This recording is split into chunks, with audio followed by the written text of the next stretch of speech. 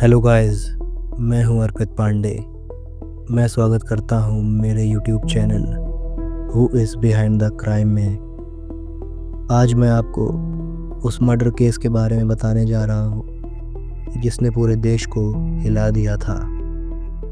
एक मासूम लड़की जो अपने सपनों को पूरा करने हर दिन ट्रेन पकड़कर ऑफिस जाती थी, लेकिन एक दिन वही सफ़र उसकी आखिरी यात्रा बन गई। ये कहानी है S Swati murder case 2016।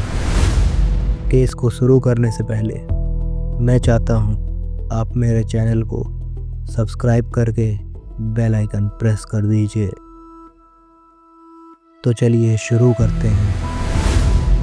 S Swati का जन्म 4 फरवरी 1992 को तमिलनाडु के सालेम शहर में हुआ था। वह बचपन से ही पढ़ाई में तेज थी। उसने चेन्नई के ईश्वरी इंजीनियरिंग कॉलेज से कंप्यूटर साइंस की पढ़ाई पूरी करी थी। इंजीनियरिंग की पढ़ाई पूरी करने के बाद उन्होंने चेन्नई में इन्फोसिस कंपनी में सॉफ्टवेयर इंजीनियर के तौर पर काम करना शुरू किया था। स्वाति भारत सरकार की स्वास्थ्य बीमा कंपनी ESIC के कर्मचारी संथाना गोपाल कृष्णन की बेटी थी। हर दिन की तरह वह ट्रेन से नंगमबक्कम रेलवे स्टेशन तक जाती थी। सुबह का वक्त था। चेन्नई का नंगमबक्कम रेलवे स्टेशन रोज़ की तरह भीड़ से भरा था। लोग अपनी ट्रेन का इंतज़ार कर रहे थे, लेकिन किसी को अंदाज़ा नहीं था कि कुछ ही मिनटों में वहीं पर एक खून से सनी त्रासदी होने वाली है। बात है 24 जून 2016 की सुबह।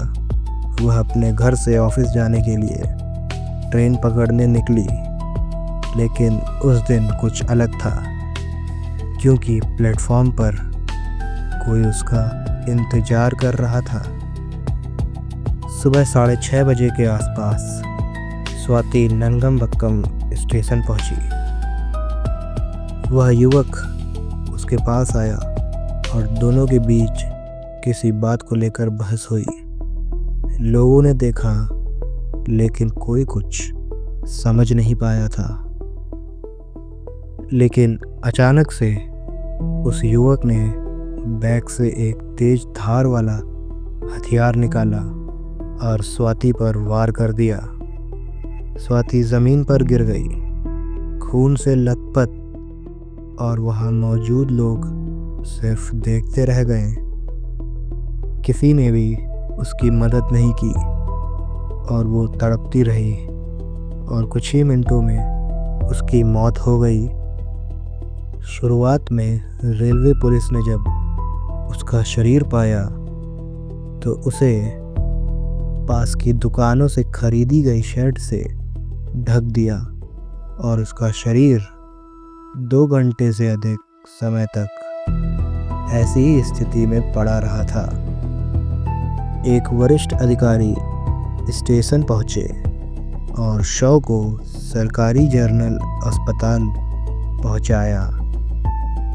पुलिस ने आसपास के CCTV फुटेज खंगाले।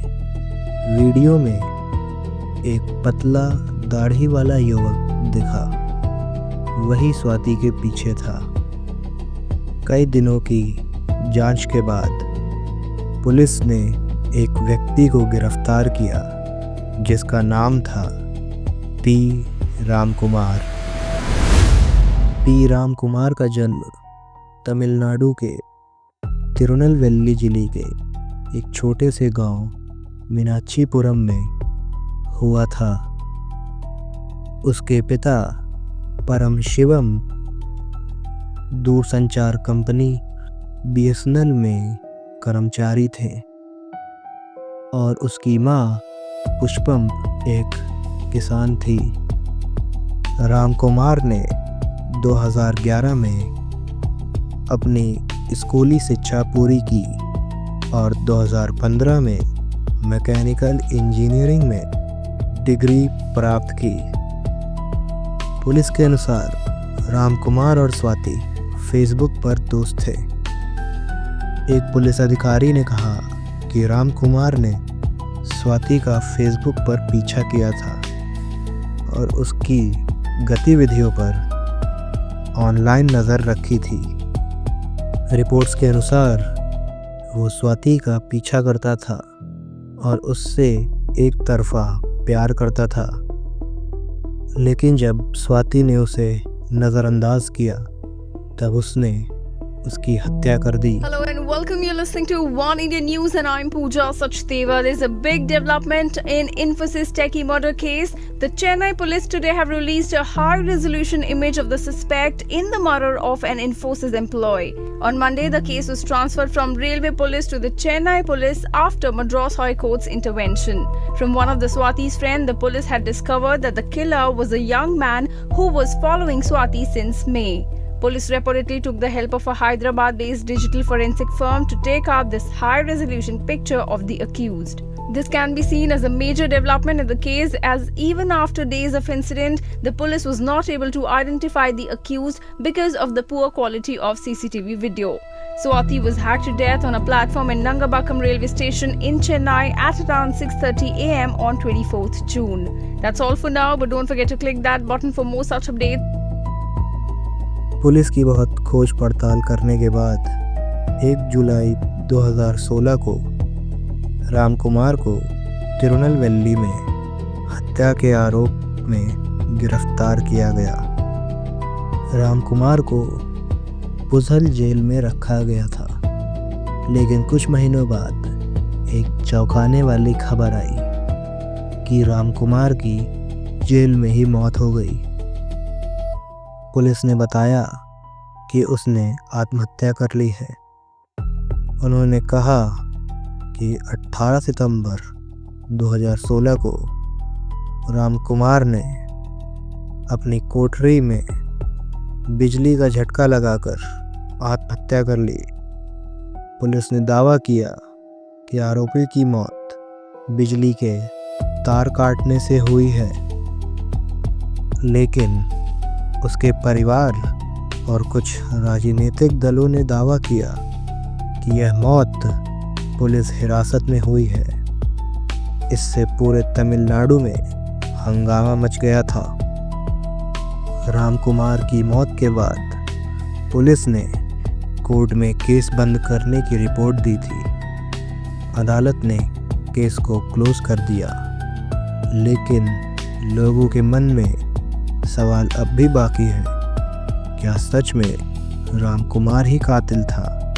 क्या स्वाति को न्याय मिला, या फिर यह कहानी किसी गहरी साजिश से जुड़ी थी?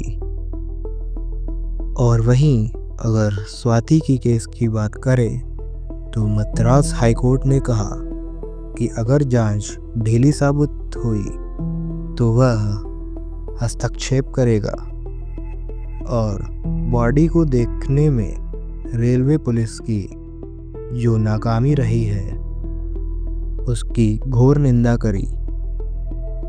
थोड़ी जांच के बाद मामले को जल्द ही रेलवे पुलिस से शहर पुलिस को ट्रांसफ़र कर दिया गया। जुलाई 2016 को रामकुमार ने तिरुनेलवेली में हत्या के लिए गिरफ्तार किया गया था।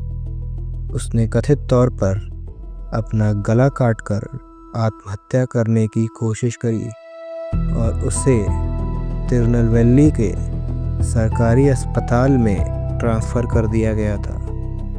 स्वाति के एक दोस्त बिलाल मलिक ने भी पुलिस ने पूछताछ में हिरासत में लिया।